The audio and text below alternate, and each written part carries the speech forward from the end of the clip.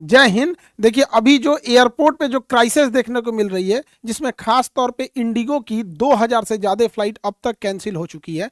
पूरे एयरपोर्ट पर इसको लेके अफरा तफरी मचा हुआ है, और इसके पीछे क्या कारण है इसको हम लोग समझते हैं। और डीजीसीए ने ऐसा कौन सा रूल ले आ दिया था, कौन सा लिमिटेशन रूल ला दिया जिसकी वजह से ये प्रॉब्लम हुआ, और इंडिगो को ही ये क्यों फेस करना पड़ा।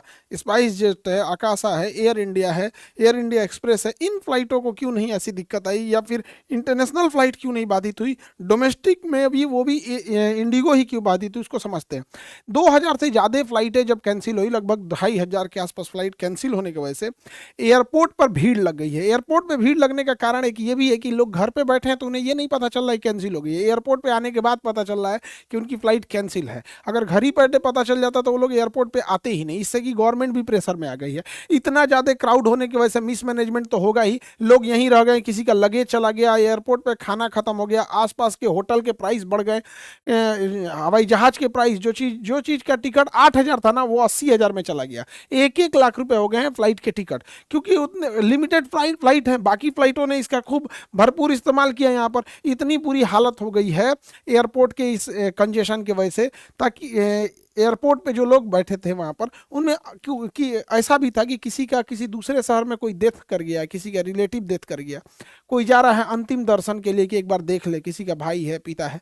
अब वो फ्लाइटें कैंसिल हो गई है, वो जा ही नहीं पा रहा वहाँ। डेड बॉडी ज़्यादा देर तो रख नहीं सकता। यहाँ पे सैनिटरी पैड एक किसी फीमेल का किसी फादर ने अपनी बेटी के लिए मांग रहे थे। सोचिए कितने बड़े वहाँ पे केओस चल रहा होगा। कोई बीमार पड़ा है, पेशेंट को ले जा रहे होंगे, उस पेशेंट में भी कोई सीरियस पेशेंट होते हैं जिन्हें अभी भी इमीडिएट ले जाना होता है।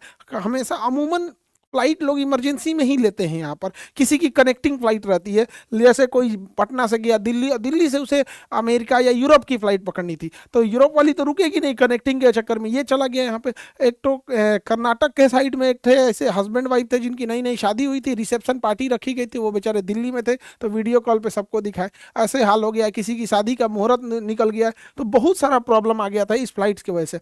हमारे भी छोटे भाई के रिसेप्शन था 8 दिसंबर को, तो वहां पर भी क्या हुआ, लगभग 600 से लेकर 700 ऐसे गेस्ट थे जो आ ही नहीं पाए। अब वो लोग क्या है, पहली बार ऐसा था कि कोई अमूमन जब कोई नहीं आ पाता है तो ऐसे बोलता है कि सर हम यहाँ पे रह गए, या फिर मजबूरी थी नहीं आ पाए। इस बार क्या हुआ मेरे साथ, जिन जो लोग नहीं आ पाए वो अपना अपना फ्लाइट टिकट भेज रहे थे। देखिए सर मेरा यहाँ था, हम यहाँ रह गए। जितने लगभग 600-700 लोग नहीं आ पाए, वो भी इसी के वजह से। आखिर ऐसा प्रॉब्लम हुआ क्यों, इसको समझते हैं। इंडिगो जो है इंडिया की सबसे बड़ी एयरलाइंस कंपनी है, और एयरलाइंस कंपनी पे रूल रेगुलेशन बनाता है DGCA, director general of civil aviation. DGCA एक रूल लाता है कि फ्लाइट में कितने देर ड्यूटी करना है, तो फ्लाइट ड्यूटी टाइम लिमिटेशन। तो ये टाइम को लिमिटेड कर रहा था, थोड़ा रिड्यूस कर रहा था, सो डैट कि पायलट के लिए ये ठीक हो सके। तो flight duty time limitation, FDTL, ये बार बार वर्ड यूज होगा, इसलिए इसे याद रखिएगा। ये मतलब ड्यूटी टाइम को कम करने के लिए इसे डीजीसीए ने लाया था यहाँ पर। और ये इससे फायदा किसको होता, तो इसे क्रू मेंबर को फायदा होता। अब ये क्रू मेंबर में कौन कौन आते हैं, तो क्रू मेंबर में 2 लोग आएंगे, पायलट आएगा और केबिन क्रू, जिसे हम लोग एयर होस्टेस बोलते हैं। तो अब एयर होस्टा भी आ रहा है अब सब, तो मतलब पहले फीमेल ही होती थी, और अब तो एयर होस्टा भी आ गया है। एक्चुअल में क्या होता है कि air hostess is a part of flight. तो वो फ्लाइट का एक पार्ट होती है कि पैसेंजर आएंगे जाएंगे, फ्लाइट कभी ओवर बुक रहेगी, कभी खाली भी रह सकती है, कोई पैसेंजर ज़्यादा लगेज ले जाएगा, कोई कम ले। लेकिन फ्लाइट अटेंडेंट जो केबिन वाली जो 4 एयर होस्टेस रहती हैं वो फिक्स होती हैं वहाँ पे, तो उनको पार्ट माना जाता है। बेसिकली फीमेल को रखते हैं, एक उनका वेट भी कम होता है, दूसरा वो अच्छे से हैंडल भी कर लेती है, थोड़ी फ्रेंडली ज़्यादा बिहेवियर से बात कर लेते हैं। तो इसमें दोनों लोग आएंगे, पायलट और केबिन क्रू। छोटी फ्लाइट में 4 केबिन क्रू यानी 4 फ्लाइट अटेंडेंट होते हैं जो एयर होस्टेस, और 2 पायलट रहते हैं। लेकिन अगर इंटरनेशनल फ्लाइट है तो पायलट भी 2 एक्स्ट्रा जाएंगे, और फ्लाइट अटेंडेंट भी ज़्यादा रहेंगे लोग। वो डिपेंड करेगा कितनी लंबी फ्लाइट है, कौन सा जहाज का मॉडल है। तो अगर ये टाइम लिमिटेशन कम होगा तो ये पूरे क्रू को कम होगा। ऐसा नहीं कि केवल पायलट का ही कम होगा, पूरे क्रू का कम होगा। इसमें कहा गया कि पायलट के लिए जो फ्लाइंग टाइम है, फ्लाइट टाइम है, फ्लाइट की ड्यूटी है, वो 8 घंटे फिक्स कर दी जाएगी। 8 घंटे फिक्स। ये फ्लाइट टाइम कैसे काउंट किया जाता है, जैसे ही पायलट इंजन चालू करता है वहां से काउंट होता है फ्लाइट टाइम। जैसे जहाज में बैठा हुआ है, अभी उसे क्लियरेंस नहीं मिला है, अभी लोग बोर्डिंग कर रहे हैं, जहाज में बैठने को बोर्डिंग कर जाता है, अभी उसमें खाना लोड हो रहा है, फ्यूल लोड हो रहा है, ये हो रहा है, तब तक वो फ्लाइट टाइम में नहीं काउंट होगा, वो काउंट होगा ड्यूटी टाइम में, मतलब ड्यूटी पे है, फ्लाइट पे नहीं है, फ्लाइंग नहीं कर रहे हैं। लेकिन जैसे एटीसी ने उन्हें ऑर्डर किया कि आप अपना इंजन स्टार्ट कीजिए, तो इंजन स्टार्ट करके पुश बैक करके भले वो टैक्सी वे पे जाके 2 घंटा खड़ा रहेगा, नहीं उड़ेगा मंजूर है, नहीं उड़ेगा मंजूर है, लाइनअप के लिए खड़ा भी रहेगा टैक्सी वे पे 2 घंटा, तो वो फ्लाइट टाइम में काउंट होगा, उड़ेगा वो भी फ्लाइट टाइम में काउंट होगा। लेकिन अगर वो एप्रेन पे खड़ा है या जहाँ पे खड़ा है उसमें इंजन स्टार्ट नहीं है, भले वो पेपर वर्क कर रहा है, कितने पैसेंजर है, कितना लगेज है, वेट कितना है, फ्यूल कितना है, वेदर कितना है, ब्रीफिंग कर रहे हैं, वो ड्यूटी टाइम में काउंट होगी। तो ड्यूटी टाइम अमूमन ज़्यादा होता है, क्योंकि ड्यूटी टाइम में जो जब तक जहाज का इंजन स्टार्ट होता है वो फ्लाइट टाइम कहते हैं। तो फ्लाइट टाइम को इन्होंने 8 घंटा कर दिया नए रूल के हिसाब से, और ड्यूटी टाइम को इन्होंने किया 10 घंटे। तो ड्यूटी टाइम 10 घंटे। अमूमन देखिए जब लंबी फ्लाइट होती है ना, तो ड्यूटी टाइम और फ्लाइट टाइम में ज़्यादा डिफरेंस नहीं होता है। पायलट आएंगे, अपना अटेंडेंस, अल्कोहल जांच और वो जो भी फॉर्मेलिटी पूरी होती है, ब्रीफिंग हो गया, बैठे जहाज में, बोर्डिंग हुआ, लेके उड़ गए, अब उनकी लंबी फ्लाइट ही होती है। लेकिन डोमेस्टिक फ्लाइट में ना फ्लाइट टाइम और ड्यूटी टाइम लगभग दोनों एक दूसरे के, जैसे 5 घंटे फ्लाइट टाइम है ना, तो 10 घंटे ड्यूटी टाइम होगा, क्योंकि जब जहाज उतरेगी, जैसे इंजन बंद हुआ, पैसेंजर बैठ रहे हैं, ये हो रहा है, ये ड्यूटी टाइम में काउंट होता है। तो जैसे जहाज यहाँ पे खड़ी है, तो अभी अंदर टर्मिनल पे पैसेंजर बैठे, ये सब ड्यूटी टाइम में काउंट होता है। ड्यूटी टाइम थोड़ा सा लंबा होता है, जैसे यहाँ पर कोई पायलट आया, जहाज में बैठ गया, अब उसका ड्यूटी यहाँ अंदर टर्मिनल पे जैसे उसने साइन इन किया, पेपर वर्क किया, अपना जांच कराया, मेडिकल देखा, ब्रीफिंग लिया, बैठ गया यहाँ पे, उसका ड्यूटी टाइम चालू है। वो बात कर रहे हैं वेदर कैसा होगा, किस डायरेक्शन से जाना होगा, किस शहर में जाना होगा, क्या वहाँ का रूल है, क्या कैसे, वो सारा चीज़ पे है, तब तक ये ड्यूटी टाइम है। जैसे आदेश आया इंजन स्टार्ट हो गया, फ्लाइट टाइम। अब पुश बैक हो रहा है, वापस ले जाएगा अपना यहाँ पे टैक्सी वे होते हुए, सारा उसका फ्लाइट टाइम में हो रहा है। तो बेसिकली फ्लाइट टाइम हो गया 8 घंटे, ड्यूटी टाइम हो गया 10 घंटे। इसको रिस्ट्रिक्ट किया गया, ये पायलट के लिए जरूरी भी है। 8 घंटा से ज़्यादा पायलट से ज़्यादा काम ही क्या कराएंगे, क्योंकि उसको उसका काम जो होता है ना पायलट का, बहुत ही हाई प्रिसीजन और कंसंट्रेशन का काम होता है। इतना ज़्यादा उस पर वर्कलोड नहीं देना चाहिए। कोई मजदूरी वाला काम नहीं कर रहा है कि इतना हो जाएगा, वो हवा में रह रहा है, उसके पास कोई इमरजेंसी वाला भी नहीं है, अगर वो थक जाएगा तो बेचारा अच्छे से वर्क नहीं, डिसीजन नहीं ले पाएगा। इतने बटन्स होते हैं, इतना आजकल ट्रैफिक इतने हो गए हैं, बार बार उसको ध्यान रखना पड़ता है कि अगल बगल में ट्रैफिक कितना है, ट्रेन कितना है, मौसम क्या चीज़ है, कंजेशन कितना है। कई बार तो होता है कि पायलट सोचते हैं, एक बार लंदन से एक फ़्लाइट आ रही थी दिल्ली, एयर इंडिया की थी आई थिंक, हाँ लंदन से दिल्ली आ रही थी, दिल्ली वो तो ला दिया, बट दिल्ली में वेदर खराब था या फिर एयरपोर्ट पे बहुत सारा कंजेशन था, तो उसने बोल दिया एक काम कीजिए, आप जयपुर एयरपोर्ट पे चलिए। वो पायलट लंदन से दिल्ली आते में इतने थक गए थे कि जयपुर जहाज उतार दिए। उसके बाद जब उनको क्लियरेंस मिला कि वापस लाइए दिल्ली, तो उन्होंने कहा अब हम नहीं ले जा पाएंगे। पायलट है वही, वो इंसान है, उतने लोगों की ज़िंदगी उसके है। अब इसी में जो था फ्लाइट ड्यूटी टाइम लिमिटेशन में, इसमें कहा गया कि जो नाइट में फ्लाइट उड़ाने की जो है, जो वीकली रोस्टर तैयार होता है, रोस्टर मतलब पायलट का टाइम टेबल, तो उस टाइम टेबल में वो 6 बार नाइट लैंडिंग करा सकता था, 6 बार रात की फ्लाइट ले सकता था 6 टाइम से, उसको घटा के अब 2 बार कर दिया गया। 2 बार कर दिया गया कि रात में 2 ही बार वो उतार सकता है एक वीकली रोस्टर में। हम समझ कि हफ्ते में 2 बार नाइट लैंडिंग कर दिया तो वो उसका कोटा पूरा हो गया। अब इसके ऊपर नहीं ले जा सकते हैं। अब यहीं पे आ जाती है पायलट की शॉर्टेज। ऐसे देखिए, पहले जो पायलट 6 बार नाइट को कर सकता था हफ्ते में, अब वो 2 ही बार कर सकता है। और नाइट की फ़्लाइटें बहुत ज़्यादा हो गई हैं आजकल। हर इंसान जो खास करके जो बिजनेसमैन है, वो रात की ही फ़्लाइट लेना प्रीफर करते हैं, क्योंकि दिन भर वो अपना काम करेंगे, बिजनेस ड्यूटी जो करना होगा, रात में फ़्लाइट लेके चले आएंगे। अब पायलट की शॉर्टेज हो गई, जिस पायलट को हम 2 बार करा दिए, अब उसको तीसरा बार नहीं कर सकते हैं। तो एक यहाँ पे चेंजिंग आया था, यहाँ से शॉर्टेज आई थी। दूसरा, एयरलाइंस पहले कहती थी कि रात का मतलब होता है 12 बजे से 5 बजे तक, तो कहा गया है कि नहीं, आप 12 से 5 को, इस 5 घंटा को नाइट ड्यूटी नहीं काउंट करिएगा, आप 12 से 6 को नाइट ड्यूटी कीजिएगा। इसने और 1 घंटे बढ़ा दिया डीजीसीए, जो नया रूल आया है डीजीसीए का। इसमें क्या होता था कि रात की फ्लाइट उड़ाने में पायलट को कुछ अलावेंस मिल सकते हैं कि रात का आपने फ्लाइट लिया है। दूसरा, रेगुलेशन भी है कि 2 फ्लाइट लेनी है। अब जैसे मान के चलिए कि डीजीसीए ने कहा कि आप रात में 2 ही नाइट लैंडिंग करा सकते हैं, ठीक है, तो जहाज वाले क्या कहेंगे सब कि अपना फ्लाइट रखेंगे सब 5:05 पे, जा जैसे 5:05 पे रखेगा वो नाइट काउंटे नहीं होगा, वो 5 मिनट की वजह से आगे कर देगा, नाइट काउंट कहाँ होगा, अभी कहाँ तो दिन में आए हो तुम यहाँ पे। तो डीजीसी ने कहा ना ना ना, कंप्लीट 6 बजे तक नाइट माना जाएगा, यानी पूरा ये हाफ साइकिल नाइट में कंसीडर होगा यहाँ पे।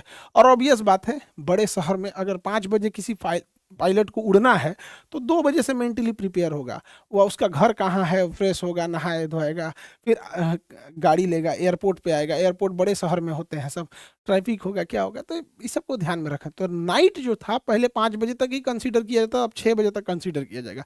रात में अलावेंस फ्लाइट उड़ाने का ज़्यादा मिलता है, सो दैट उसे इससे भी ज़्यादा फायदा होगा यहाँ पे, ये भी एक बेनिफिट है यहाँ पे। इसके अलावे जैसे आप देखिएगा, सब लोगों को हफ्ते में रेस्ट मिलता है एक दिन संडे का, बहुत सारे ऑफिस में सैटरडे संडे 2 दिन मिलता है। हम लोग कोचिंग में हैं, हम लोग भी सैटरडे संडे क्लास ऑफ रखते हैं, सैटरडे संडे एक्स्ट्रा क्लासेस चलते हैं।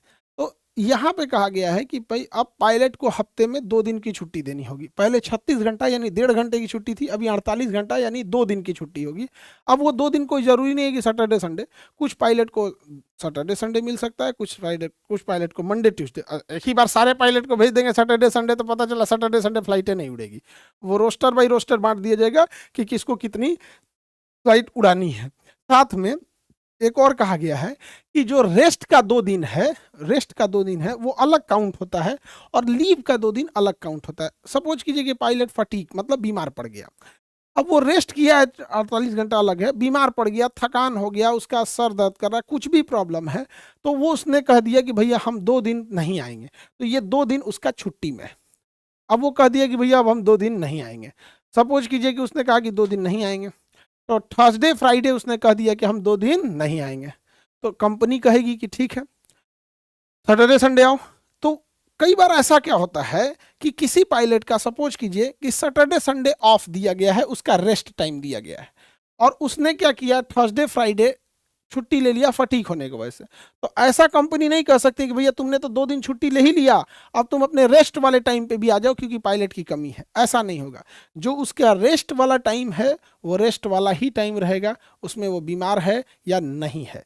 अगर वो बीमार है, फटीक है, थका हुआ है, एक्स्ट्रा छुट्टी लेता है तो उसे एक्स्ट्रा छुट्टी लिया जाएगा, कंपनी डिसाइड करे उसकी सैलरी से काटना है या उसके सीएल से काटना है यहाँ पे, बट उससे दोनों में ओवरलैप नहीं किया जाएगा। दूसरा, हर कंपनी को डीजीसीए को अपने अपने पायलट के फटीक रिपोर्ट देनी होंगे, यानी थकान, बीमार पड़ा, उसका रिपोर्ट देना होगा हर मंथली कि कौन पायलट कितना बीमार पड़ा। एक अमूमन रिपोर्ट के अनुसार 15% ऐसे पायलट हैं जो अभी हवा में उड़ रहे हैं, लेकिन वो शरीर से इतने थके हुए हैं, मानसिकता से इतने थके हुए हैं बेचारे कि वो उड़ाने की स्थिति में नहीं है। यानी ये सारा नियम आया था पायलट को ध्यान में रखते हुए, पायलट एसोसिएशन इसकी बहुत लंबे समय से मांग कर रहा था।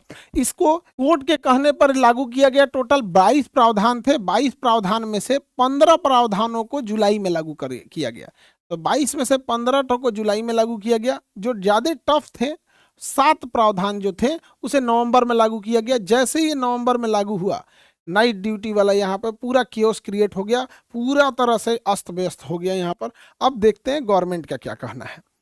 गवर्नमेंट परेशान हो गई। गवर्नमेंट से इंडिगो कह रही थी कि हमें फरवरी तक का टाइम दे दीजिए, फरवरी तक का टाइम दे दीजिए। गवर्नमेंट डीजीसीए ने कहा नहीं, एकदम स्ट्रिक्ट है, हम आपको टाइम नहीं देंगे। इंडिगो ने छोड़ दिया, जा आप टाइम कैसे नहीं दीजिएगा। अभी मजबूरी में हमारे एविएशन मिनिस्टर ने फरवरी तक का एक्सटेंशन दे दिया, मजबूरी में दे दिया फरवरी तक का इंडिगो के आगे। अच्छा, कई लोग का कहना है कि मतलब एक ये भी है कि इंडिगो जबरदस्ती कर रहा है, तो भैया तो एयर इंडिया से कहो कि भैया तुम क्या अपना फ्लाइट कर बढ़ा दिए हो, क्योंकि इंडिगो एयर इंडिया मिल के 90% जहाज उड़ाते हैं, इन्हीं दोनों के पास है। 65% तो इंडिगो के पास है, तो बाकी बचा लगभग जो 20-22% जो भी बचता है वो एयर इंडिया के पास है। तो एयर इंडिया अपना कहा है 15,000 का टिकट कर दिया 1 लाख रुपया, उसको भी करो। खाली इंडिगो पे देख रहे हो, इसको भी कहा नहीं प्राइस कैप लगाते हो यहाँ पे, जितना मन उतना ले लेंगे लोग, जबरदस्ती है।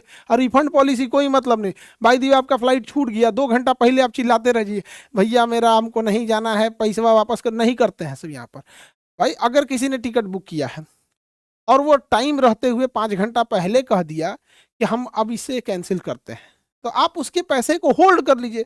अगर उसका कैंसिल किया हुआ टिकट बिक जाता है तो इसका रिफंड कर दीजिए, नहीं बिकता है तब आप काट लीजिए। नहीं, सबका जबरदस्ती है, ना ना ना हम नहीं देंगे यहाँ पे, बहुत जबरदस्ती है इन सब का भी, बहुत ज़्यादा। तो एक तो एयर इंडिया मजबूरी का फायदा उठा रहा है, और इंडिगो पे कई आदमी का ये है कि इंडिगो मनमानी कर रही है, तो इंडिगो मोनोपोली कर रही है, ये भी एक नैरेटिव चल रहा है यहाँ पर। देखिए, कोई कंपनी जो इतनी बड़ी कंपनी है इतना बड़ा अपना छवि खराब नहीं करेगी। तो कभी ना कभी जो नियम बनाने वाले लोग हैं उन्हें भी एक बार धरातल पे आने के बाद नियम बना के देखना चाहिए कि वो जमीन पे पर लागू हो पाते हैं कि नहीं लागू हो पाते हैं। कई बार ऐसे नियम बन जाते हैं जिसको जमीन पे लागू करना बड़ा मुश्किल हो जाता है। तो एक बार एयरलाइंस कंपनियों को भी और पायलट्स को भी, दोनों को बैलेंस लेके चलना है। एयरलाइंस कंपनियों के सामने का कहना है कि देखिए, हम लोग के पास मजबूरी क्या है कि ये लोग पायलट ले आते हैं, लो कॉस्ट फ्लाइंग उड़ाते हैं। इनके पास कोई पायलट 10 साल 15 साल जब ड्यूटी कर लेता है, अच्छा एक्सपीरियंस हो जाता है, तो ये कंपनी सोचती है कि चलो उस एक्सपीरियंस पायलट के अंदर में दूसरे पायलट को ट्रेंड कर देंगे यहाँ पे। तब तक कोई अमेरिका की कंपनी आएगी, चाइना की कंपनी आएगी, यूरोप की कंपनी आएगी, उनके पास डॉलर है, डॉलर महंगा है, उनको क्या है, उनके पास डॉलर है, वो कहेंगे आओ हम तुमको 5 लाख की जगह 8 लाख देंगे। उनके लिए सस्ता है क्योंकि उनका डॉलर महंगा है यहाँ पे। अब यहाँ से चला जाएगा। तो एक बार कभी इन एयरलाइंस वाले का भी सोचा जाता है, उनको भी चलाने की जिम्मेदारी है। और इंडिगो ही वो कंपनी थी जिसने, आज भी इंडिगो का किराया बाकियों से सबसे सस्ता है। वो ना खाना देता है ना कोई फैसिलिटी देता है। उसका कहना है कि हम भैया एक जगह से दूसरी जगह ले जाने, और सबसे जल्दी दूर दूर तक कनेक्टिविटी भी इंडिगो ही देता है। तो एक बार जब भी कोई डिसीजन बनता है ना, वैसे बनाना चाहिए। ऐसे देखिए, मुखर्जी नगर से डिसीजन बना के सारा कोचिंग खाली करा दिया। हम लोग को जाना पड़ा वजीराबाद मेट्रो स्टेशन के, वहाँ से, फिर वहाँ से उठा के हम लोग को जाना पड़ा आज़ादपुर मेट्रो स्टेशन। तो अभी हम लोग गए हैं आज़ादपुर मेट्रो स्टेशन, पूरा मुखर्जी नगर साफ कर दिया, खत्म कहानी कर दिया यहाँ पे। तो बिना एक बार कुछ डिस्कस किए कुछ भी आराम से वहाँ बैठ के नियम बना देते हैं, वो अलग बात है यहाँ। तो अगर यही नियम इंडिगो कंपनी, ये जितने भी कंपनी हैं उनके साथ, पायलट के साथ ऐसा नहीं है। अगर वो मान के चलिए 3 मंथ का एक्सटेंशन मांग रहे थे, दे देना चाहिए। अभी दे दिए ना, मजबूरी में हो गया। ये दिखने लगा मोनोपोली क्या होती है। और कई आदमी का कहना है कि एयर इंडिया रहता है, सरकार इंटरनेशनल सिविल एविएशन ऑर्गेनाइजेशन के हिसाब से अपने आप को बना रही है, जिसे आईकाओ कहते हैं, कि इंटरनेशनल स्टैंडर्ड के हिसाब से इंडिया का लेवल बनेगा। वाह, ये डीजीसीए का कहना है कि भारत को इंटरनेशनल स्टैंडर्ड। जब एयर इंडिया सरकार का था तो ये ख्याल नहीं आया था कि इंटरनेशनल बनाए। एयर इंडिया को तो बर्बाद कर दिया गया, इंटरनेशनल कौन चाहिए, तो लोकल लायक नहीं बच गया था। तो बात हुआ कि दूसरे के खेत में पंचायती करने निकल दिए हैं। अरे एयर इंडिया को बर्बाद कर दिए लोग, कहाँ गए थे लोग यहाँ पे। 2012 से एयर इंडिया का एक जहाज खड़ा था कलकत्ता एयरपोर्ट पे, तब एयर इंडिया सरकारी हुआ करती थी।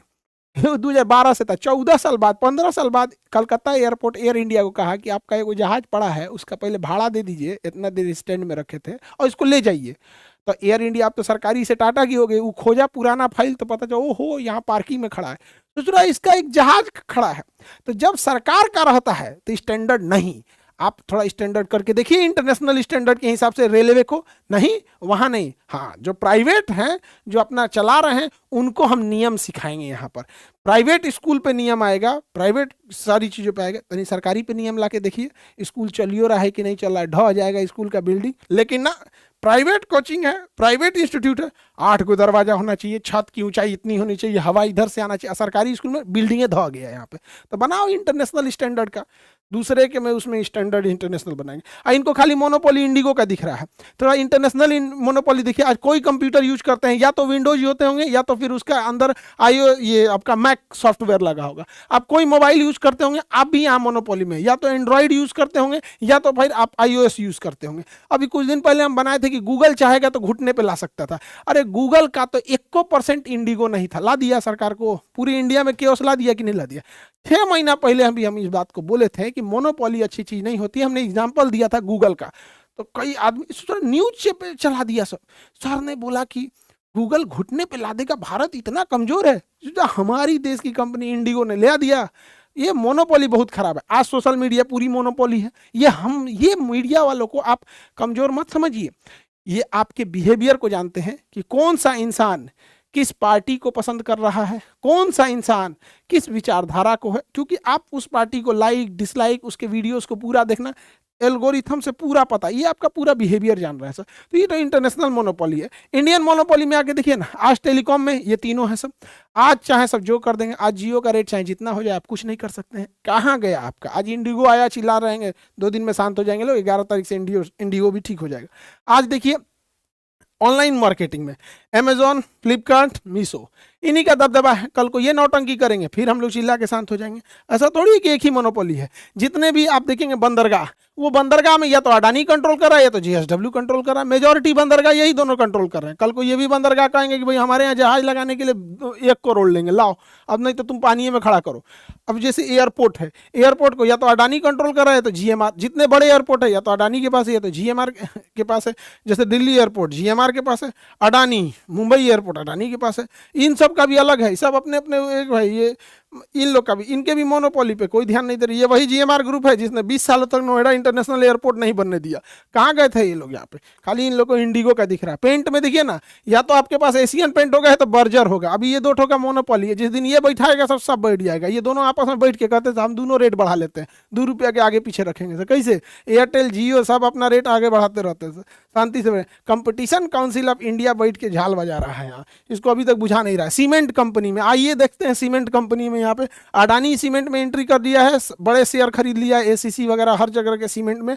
और एक बिरला कंपनी का अल्ट्राटेक, इधर सीमेंट में मार चल रहा है। लोहे में देखिएगा तो जिंदल, टाटा, जेएसडब्ल्यू, लो मोनोपोली एकदम। यहाँ पे ये लोग करोड़ों कमाता है, मुनाफा इतना लेगा, अब बाद में कहेगा हमने 5 करोड़ दान दिया। अरे यार तुम इतना मुनाफा खाता का है कि इतना करोड़ों में दान देना पड़ता है। अब तो वही बात होगी, हम समोसा बेचेंगे 200 रुपया का एगो, अब बाद में 5 रुपया किसी को दान दे देंगे। समोसे सस्ता कर दो। हम लोग भी पढ़ाने आए थे, वही होता कि 2 लाख रुपया फीस लेते हैं और बच्चों को बैठा के चाय नाश्ता कराते। कुछ नहीं कराते हम लोग चाय नाश्ता, हाँ 2 लाख रुपया फीस नहीं लेते हैं और ना किसी को लेने देते हैं। आज भी सबसे सस्ता करा दिए और करते भी इस चीज़ को। तो ये कंपटीशन काउंसिल ऑफ इंडिया को देखना है, उसको तो पता नहीं है कि काम क्या है उसका यहाँ पे। अब देखिए ओला, उबर और रैपिडो, इनका कब रेट बढ़ेगा कब रेट घटेगा आपको कुछ नहीं पता। ड्राइवर परेशान, कस्टमर परेशान। जाइएगा इमरजेंसी में कैंसिल मार के भाग जाएगा, फिर आप ही को ब्लॉक मार देगा। यही आप ऑनलाइन टिकट बुक कीजिए, ये 2 ठो घूम रहा होगा सब, यही आपको मिलने होगा make my trip, go I be go. या वैसे ही आप खाना ऑर्डर कीजिए, स्विगी, जोमेटो, एक के बार में मंगाइए तुरंत। बिग बास्केट, ब्लिंकिट, जेप्टो, यही सब चल रहा है सब। तो हमारे यहाँ जब कोई घटना हो जाती है, ओ माय गॉड इंडिगो का मोनोपोली, मोनोपोली। अभी तक नहीं दिख रहा था मोनोपोली, अभी भी नहीं दिख रहा। ये काम एक देश के सामान्य नागरिक का नहीं है। वो अपना परिवार चलाने में, पढ़ने में, समाज दायित्व तो देखने में व्यस्त है। ये काम गवर्नमेंट के कंपटीशन काउंसिल ऑफ इंडिया का था। सीसीआई को देखना है यहाँ पे ये सब चीज़ों को, उसको बुझाइए नहीं रहा है। हम लोग क्या कर सकते हैं इसमें? अब पाकिस्तान की देखिए हवाई जहाज की बात आई तो बाला की भी चर्चा कर देते हैं। ये गया आईएमएफ से लोन मांगने के लिए, तो आईएमएफ से कहा कि हमको पैसा चाहिए, हमको कर्जा उतारना है। तो आईएमएफ ने कहा एक काम करो, पहले तुम तो एकदम बर्बाद हो रहे हो, तुम्हारा एक एयरलाइन से पाकिस्तान इंटरनेशनल एयरलाइन पीआईए, तो कहा कि पीआईए जहाज जो है पीआईए इसको बेच दो, इसको बेच दो, बिना मतलब का तुम्हारा फायदा नहीं हो रहा है, इसमें आधे पायलट फर्जी हैं सब और कोई इसमें बैठना नहीं चाह रहा है। जैसे सरकार का एयर इंडिया घाटा में चल रहा था तो एयर इंडिया ने बुलाया, कौन खरीदेगा इसको? टाटा खरीद के लेके चला गया। फायदा मुनाफा टाटा समझे, सरकार को एक मुश्त किराया पैसा मिल गया। इस जहाज को बेचने की, पूरी एयरलाइंस को बेचने की बात थी। तो इसमें ना हई मोनिरवा का कंपनी भी आके बोली लगाया था, फौजी फर्टिलाइजर कंपनी लिमिटेड। हई मोनिरवा ई पहलगाम हमला कराने वाला, ई चोट्टा, ऐसा हम लोग यहाँ ना बैंड पार्टी में आता है सब।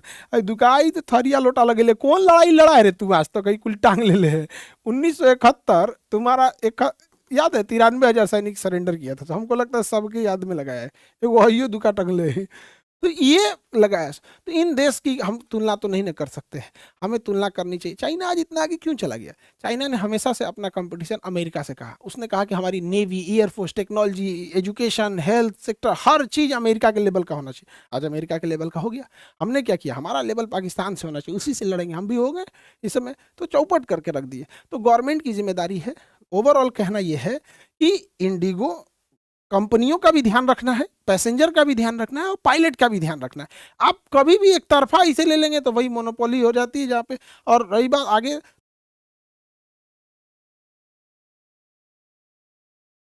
तो अब बैच का देखते हैं हम लोग। यहाँ पर बीपीएससी का इंटरव्यू का 15 दिसंबर से होगा। जितने लोग इंटरव्यू में बैठेंगे सारे लोग पीसीएस बोर्ड में बैठ के इंटरव्यू लिए, ये रिटायर्ड मेंबर हैं। ऐसा नहीं कि क्वालिटी से कोई समझौता। तो इसमें आएंगे, हाँ इनरोल हो जाएंगे लोग जैसे रिजल्ट आएगा तुरंत, ताकि पैसे नहीं लगे आप लोगों से। फिर सीट बढ़ जाएगी तो चार्जेबल हो जाता है। इसके अलावा यूपीएससी के 72 बीपीएससी के बैच आ रहे हैं, इनमें इनरोल हो जाएंगे। और यूपीएससी के लिए को फाउंडेशन बैच भी है, ऑनलाइन ले सकते हैं, 10,000 का है। क्रैश कोर्स करना है, बहुत सारे बच्चों के पास इतने भी पैसे नहीं होते थे यूपीएससी के लिए, तो पूरा क्रैश कोर्स वो पढ़ सकते हैं महज 2999 यानी लगभग 3000 में एकदम यहाँ पे। ये थोड़ा सा लंबा बैच है आह्वान बैच, ये 3 साल का प्रोग्राम होता है। जिन बच्चों ने अभी इंटरमीडिएट क्रॉस किया है, ग्रेजुएशन फर्स्ट ईयर या सेकेंड ईयर में है, उनके लिए आह्वान बैच होता है। ये लंबा पढ़ाई चलता है यहाँ पर। और ये सीसेट के बैच, जिसको जिस बैच में प्रॉब्लम होगा उसमें इनरोल हो जाएंगे। आगे नेक्स्ट क्लास में मिलेंगे, उसमें हम समझेंगे कि पुतिन जो आए थे, तो पुतिन के आने से हम लोगों ने कौन से हवाई जहाज का अगर समझौता कर लेते हैं तो भारत को एयरबस और बोइंग जैसे जहाज़ों में मोनोपोली तोड़ सकते हैं। जय हिंद।